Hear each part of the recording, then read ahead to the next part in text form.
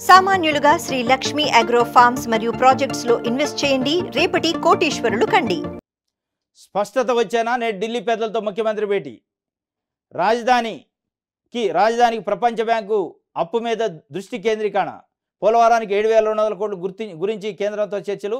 Visakha steel, railway zone, వరద సాయంపై చంద్రబాబు మీద పెరుగుతున్న ఒత్తిడి. వాస్తవం ఇది. స్పష్టత వచ్చేనా అంటే రాదు. ఏమవుతుంది?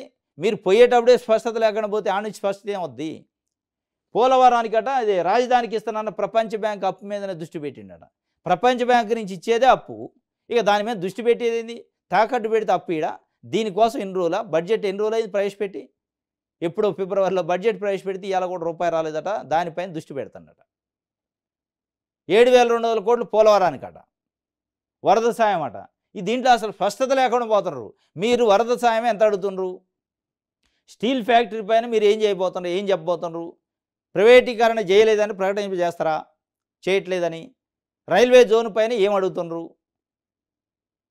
అప్పు పైన, అమరావతి అప్పు పైన ఏం అడుగుతున్నారు? వీటిపైన స్పష్టత లేకుండా పోతే స్పష్టత రాదు. మరి మీరు పోయేది నిజంగానే ఈటి ఏజెండానా, ఇంకేమైనా రాజకీయ ఏజెండా ఉందా? డిఎంకే ఈ కథ, ఈ వ్యవహారాలు పుకార్లు వస్తున్నాయి కాబట్టి దాని మీద ఏమైనా చర్చించడానికి పోతున్నారు. డిఎంకే వద్దు మన దాంట్లోకి, మేము ఉన్నాం కదా, మీకు ఇటు అటు గట్టి కర్రలు పట్టుకొని కాపలా కాస్తాం అని చెప్పడానికి పోతున్నారు. ప్రపంచ బ్యాంకు రుణం మంజూరు అయ్యేనా?